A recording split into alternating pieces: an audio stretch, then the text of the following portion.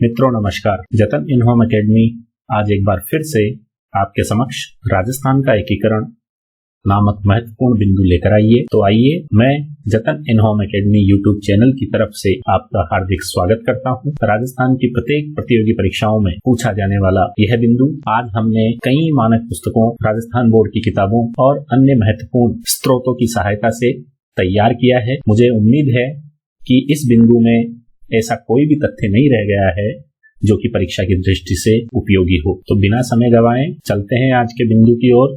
राजस्थान का एकीकरण। वर्तमान राजस्थान का निर्माण किन परिस्थितियों में हुआ, किनका योगदान रहा, इन सब तथ्यों के प्रकाश में आज हम अपने बिंदु को तैयार करेंगे। मित्रों, पृष्ठभूमि को देखें तो 15 अगस्त 1947 को जब भारत आजाद हुआ तब भारतीय स्वाधीनता अधिनियम 1947 की 8वीं धारा के अनुसार, मित्रों यह धारा अति महत्वपूर्ण है क्योंकि यही वो धारा है जिसके माध्यम से देशी रियासतों पर ब्रिटिश सर्वोच्चता समाप्त हो गई और रियासतों को यह अधिकार प्राप्त हो गया कि वो स्वयं इस बात का निर्णय करेगी कि वो भारत अथवा पाकिस्तान किस अधिराज्य में शामिल होंगी। तो हमारे लिए इस धारा को याद रखना बेहद जरूरी है। इसी धारा में यह भी उल्लेखित था कि यदि कोई रियासत किसी अधिराज्य में शामिल न हो तो वह स्वतंत्र राज्य के रूप में भी अपना अस्तित्व रख सकती है और यदि ऐसा होने दिया जाता तो तत्कालीन परिस्थितियों में भारत की एकता बिल्कुल समाप्त हो जाती। और इसीलिए महत्वपूर्ण दिनांक है 5 जुलाई 1947। इस दिनांक को सरदार वल्लभ भाई पटेल की अध्यक्षता में रियासती विभाग या रियासत सचिवालय का गठन किया गया और इसके सचिव वीपी मेनन बनाए गए। मित्रों, वल्लभ भाई पटेल और वीपी मेनन की जोड़ी ने न केवल राजस्थान के एकीकरण को अपितु भारत के एकीकरण को भी सफलतापूर्वक पूरा किया। अगला बिंदु है, यह रियासत विभाग या रियासत सचिवालय सभी छोटी बड़ी रियासतों का समूहीकरण चाहता था, विलीनीकरण चाहता था। इन रियासतों का विलीनीकरण इस प्रकार किया जाना था कि भाषा, संस्कृति और भौगोलिक दृष्टि से ये संयुक्त रूप से एक जगह दिख सके, एक जगह संगठित हो सके। तो मित्रों, ये कुछ पृष्ठभूमि थी राजस्थान के एकीकरण से पूर्व की। अब राजस्थान के एकीकरण किए जाने से पहले भी रियासतों ने आपस में भी प्रारंभिक रूप से कुछ प्रयास किए थे ताकि संघों का, यूनियन का निर्माण किया जा सके। अगला बिंदु है, स्वतंत्रता प्राप्ति के समय राजस्थान में 19 रियासतें, 3 ठिकाने और एक अजमेर मेरवाड़ा का केंद्र शासित प्रदेश था। इन 3 ठिकानों में लावा, कुशलगढ़ और नीमराणा प्रमुख थे। मित्रों, कुशलगढ़ ठिकाने का निर्माण बांसवाड़ा से अलग करके किया गया था और एक और तथ्य इन ठिकानों के लिए है, सबसे छोटा जो ठिकाना था वो था लावा और यह जयपुर रियासत के अंतर्गत था। यद्यपि राजस्थान के एकीकरण के पश्चात इसे टोंक में शामिल कर लिया गया, जबकि यही कुशलगढ़ सबसे बड़ा ठिकाना भी था। मित्रों, अजमेर मेरवाड़ा के विषय में कुछ तथ्य अपन लास्ट में देखेंगे। सितंबर 1946 में अखिल भारतीय देशी राज्य लोक परिषद ने निर्णय लिया था कि समस्त राजस्थान को एक इकाई के रूप में भारतीय संघ में शामिल होना चाहिए। इधर भारत सरकार के रियासत सचिवालय की एक बैठक हुई श्रीनगर में। वहां पर यह निर्णय लिया गया कि स्वतंत्र भारत में वे ही रियासतें अपना अलग अस्तित्व रख सकेंगी जिनकी आय 1 करोड़ रुपए वार्षिक और जनसंख्या 10 लाख या उससे अधिक हो। तो यह महत्वपूर्ण निर्णय था जो कि रियासती विभाग ने लिया था और इसकी बैठक कहाँ हुई थी? श्रीनगर में। इस मापदंड के अनुसार राजस्थान में केवल 4 ही ऐसी रियासतें थी जो कि अपना अलग अस्तित्व रख सकती थी और इनका नाम है जोधपुर, जयपुर, उदयपुर और बीकानेर। मित्रों, इंपॉर्टेंट तथ्य है, हम इसको याद रखेंगे। अब राजस्थान की रियासतों की कुछ समस्याएं थी जो कि इस एकीकरण में बाधा बन रही थी। जैसे सबसे पहला है कि स्वतंत्रता और विभाजन के सांप्रदायिक जो झगड़े हुए थे उनसे एकीकरण में बाधा आ रही थी। इसके अलावा अलवर और भरतपुर जाति की समस्या भी थी। यहाँ पर जो मेव जाति थी वो भी एकीकरण को लेकर संतोषप्रद नहीं थी। गांधी जी की हत्या में अलवर का नाम आने से भी अलवर राज्य विवादित था। इसके अलावा जोधपुर की भौगोलिक और सामाजिक स्थिति के अतिरिक्त पाकिस्तान की तरफ से जोधपुर को अपनी तरफ मिलाने की चर्चा भी गर्म थी। मेवाड़ के महाराणा और जागीरदार वर्ग अपनी गौरवपूर्ण ऐतिहासिक स्थिति के कारण भी संघ में विलय के इच्छुक नहीं थे। चौथा महत्वपूर्ण कारण है कि बीकानेर भी सीमांत राज्य होने के कारण भारत के लिए अत्यंत महत्वपूर्ण प्रदेश था और भारत की संविधान निर्मात्री सभा में भी बीकानेर का प्रतिनिधित्व था। फिर भी यहाँ का शासक स्वतंत्र अस्तित्व बनाए रखने के लिए लालायित था। तो इन सब बिंदुओं में हम राजस्थान की प्रमुख रियासतों की समस्याएं देखते हैं जो कि एकीकरण में बाधा बन रही थी। ऐसा नहीं है कि रियासत सचिवालय के गठन के पश्चात ही राजस्थान के एकीकरण के प्रयास हुए। इससे पूर्व भी राजस्थान के महत्वपूर्ण राजाओं ने सभी रियासतों का एक संघ बनाने का प्रयास किया था। जैसे बदलती हुई राजनीतिक परिस्थिति में मेवाड़ के महाराणा द्वारा 25 जून 1946 को उदयपुर में राजस्थानी राजाओं का एक सम्मेलन बुलाया गया और इसका उद्देश्य राजस्थान यूनियन बनाना था, किंतु यह योजना सक्सेस नहीं हुई। महाराणा ने के.एम. मुंशी को अपना संवैधानिक सलाहकार बनाते हुए पुनः 23 मई 1947 को उदयपुर में राजपूती राजाओं का एक सम्मेलन दोबारा बुलाया, किंतु उदयपुर महाराणा के दोनों ही प्रयास सफल नहीं हुए। यहाँ तक कि जयपुर के महाराजा मान सिंह ने भी वी.टी. कृष्णामाचारी के सहयोग से सभी शासकों का सम्मेलन बुलाया और एक संघ बनाने की कोशिश की। एक और प्रयास हम देखते हैं जिसमें डूंगरपुर का राजा बागड़ राज्य, जिसमें डूंगरपुर, बांसवाड़ा और प्रतापगढ़ शामिल होने थे, इनका संघ बनाने का एक असफल प्रयास किया। तो मित्रों, एकीकृत राजस्थान बनने से पूर्व भी कुछ राजाओं ने यूनियन बनाने की कोशिशें की, किंतु आपसी समन्वय और सर्वोच्चता को प्रत्येक राजा द्वारा जगह दिए जाने से वो संघ का प्रयास सफल नहीं हुआ। अब हम चलते हैं एकीकरण राजस्थान की उस प्रक्रिया की ओर जिसने वर्तमान राजस्थान का निर्माण किया। पहला चरण शुरू होता है 18 मार्च 1948 को, जिसमें मत्स्य संघ का निर्माण किया गया था। मित्रों, आपको इन 7 चरणों में इनके टाइटल शामिल रियासतें, प्रधानमंत्री, राजधानी, राज प्रमुख, उद्घाटनकर्ता और दिनांक, इन पर विशेष रूप से गौर करते हुए आगे बढ़ना है। मित्रों, आपके सामने राजस्थान का नक्शा है और इसमें पहले चरण में राजस्थान में अलवर, भरतपुर, धौलपुर और करौली नामक 4 रियासतें और एक नीम राणा ठिकाने को शामिल करते हुए मत्स्य संघ का निर्माण किया गया। श्री के.एम. मुंशी के सुझाव पर इस संघ का नाम मत्स्य संघ रखा गया, क्योंकि महाभारत काल में इस इलाके का नाम हमें मत्स्य भलीभांति जानने को मिलता है। 18 मार्च 1948 को इस संघ का उद्घाटन भरतपुर के किले में गाडगिल, जो उस टाइम केंद्रीय मंत्री थे, द्वारा किया गया और इस संघ की जनसंख्या 18 लाख थी और वार्षिक आय लगभग 2 करोड़ रुपए थी। धौलपुर के महाराजा उदयभान सिंह को राज प्रमुख और करौली के महाराजा गणेश पाल को उपराज प्रमुख इस मत्स्य संघ में नियुक्त किया गया। प्रधानमंत्री के रूप में अलवर के शोभाराम कुमावत का चयन किया गया, जबकि उप प्रधानमंत्री भरतपुर के जुगल किशोर चतुर्वेदी बनाए गए। इसकी राजधानी अलवर रखी गई। तो मित्रों, इन कुछ तथ्यों को हमें विशेष रूप से ध्यान रखना है। हल्का सा याद रखने योग्य तथ्य यह भी है कि संघ में शामिल 4 राज्यों में से एक सदस्य लेकर मंत्रिमंडल बनाया गया, जैसे भरतपुर से गोपीलाल यादव, अलवर से मास्टर भोलानाथ, धौलपुर से मंगल सिंह और करौली से चिरंजीलाल शर्मा ने मंत्री पद की शपथ ली। तो मित्रों, कुछ इस प्रकार 18 मार्च 1948 को मत्स्य संघ का गठन करते हुए राजस्थान के एकीकरण की प्रक्रिया शुरू होती है। दूसरे चरण में जिस इकाई का गठन होता है उसका नाम राजस्थान संघ रखा जाता है। इसे पूर्व राजस्थान भी कहा गया। मित्रों, इस चरण में 25 मार्च 1948 को 9 रियासतें और कुशलगढ़ ठिकाने के समूहीकरण के द्वारा राजस्थान संघ का निर्माण किया जाता है। इस राजस्थान के नक्शे को आप भली भांति देखेंगे तो आपको पता चलेगा, इसमें डूंगरपुर, बांसवाड़ा, प्रतापगढ़, शाहपुरा, किशनगढ़, टोंक, बूंदी, कोटा, झालावाड़ और कुशलगढ़ ठिकाना शामिल था। मित्रों, मैप की सहायता से अगर आप थोड़ा इसे याद रखेंगे तो आसानी होगी। अगले तथ्य की ओर बढ़ते हैं। कोटा सबसे बड़ी रियासत होने के कारण कोटा के महाराज भीम सिंह को इसका राज प्रमुख बनाया गया और 25 मार्च 1948 को केंद्रीय मंत्री जिन्होंने मत्स्य संघ का भी उद्घाटन किया था, उन्होंने ही अर्थात एन.वी. गाडगिल ने ही राजस्थान संघ का भी उद्घाटन किया। कोटा के महाराज भीम सिंह को राजप्रमुख का पद दिए जाने से और वरिष्ठता, क्षेत्रफल और महत्व के आधार पर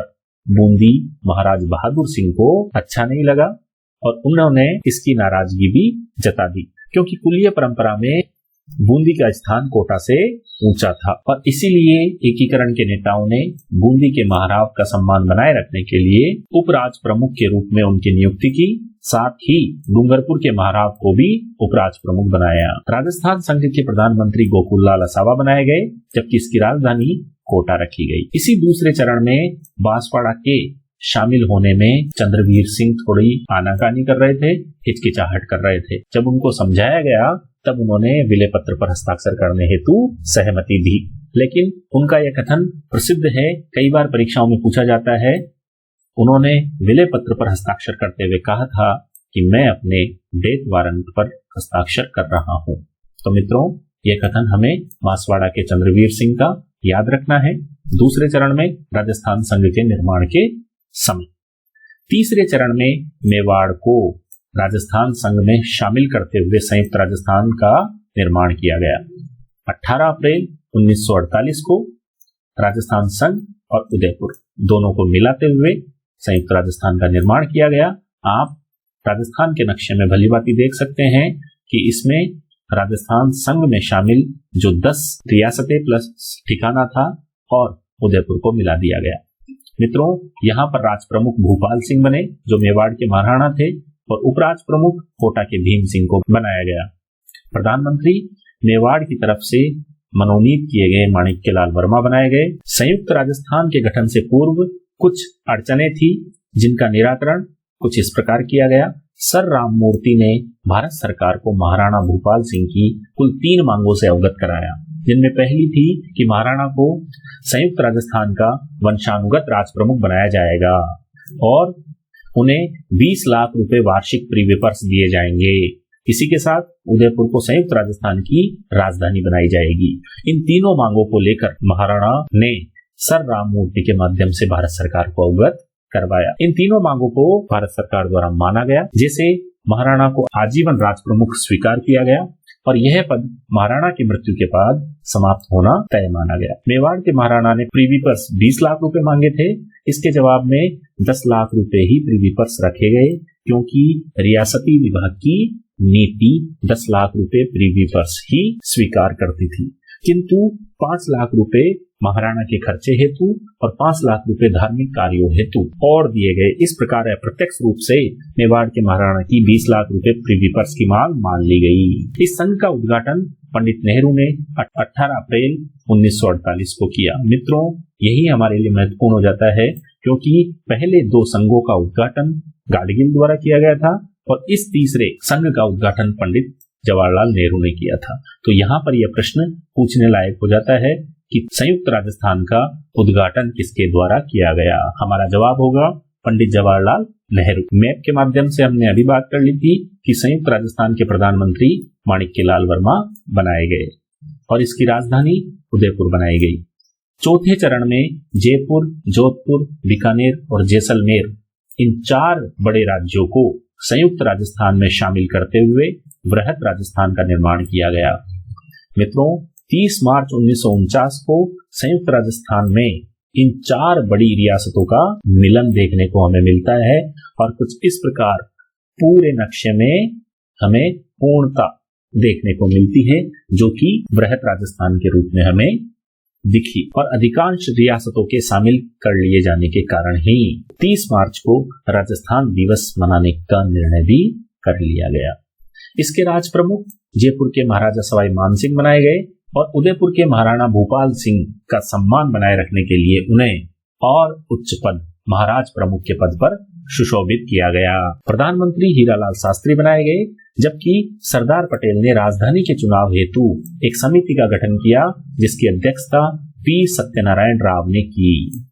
इसकी सिफारिशों के अनुसार राजधानी को जयपुर में और हाई कोर्ट को जोधपुर में स्थानांतरित कर दिया गया। शिक्षा विभाग जहां बीकानेर को दिया गया, वहीं खनिज विभाग उदयपुर में रखा गया। कस्टम और एक्साइज विभाग भी उदयपुर में ही रखने का निर्णय लिया गया। वन और सहकारी विभाग को कोटा में, जबकि कृषि विभाग को भरतपुर में रखने का निर्णय लिया गया। तो कुछ इस प्रकार सभी बड़ी रियासतों में समन्वय का कार्य करने की कोशिश सरदार पटेल ने की। 30 मार्च 1949 को इसकी तिथि अगर देखें तो चैत्र शुक्ल एकम और विक्रमी संवत 2006 को पटेल द्वारा जयपुर में, कहां पर, जयपुर में वृहत राजस्थान का उद्घाटन किया गया। मित्रों, यहीं पर प्रश्न बन जाता है कि चौथे चरण अर्थात वृहत राजस्थान का उद्घाटन किसके द्वारा किया गया? तो हमारा आंसर होगा सरदार वल्लभ भाई पटेल। प्रथम 2 चरणों का उद्घाटन केंद्रीय मंत्री गाडगिल के द्वारा, तीसरे चरण का उद्घाटन जवाहरलाल नेहरू के द्वारा और चौथे चरण का उद्घाटन वल्लभ भाई पटेल के द्वारा किया जाता है। और इसी दिन राजस्थान दिवस मनाने की घोषणा भी की जाती है।